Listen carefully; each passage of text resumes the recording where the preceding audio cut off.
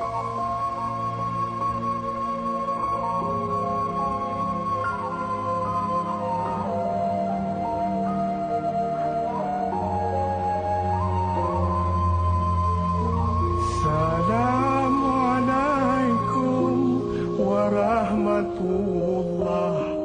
Jaro dua belah atuh jemala.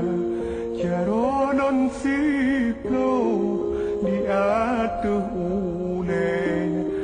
Ahlun nake bakaum bumna. Jaro non siplo di atuh ubun. Assalamualaikum non tegur sapa.